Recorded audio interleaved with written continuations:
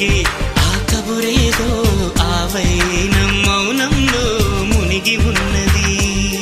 చిగురాకు చాటు చిలక ఈ అలజడి ప్రేమేగా, అనుకోని దారి గనక ఈ తికమక తప్పదుగా.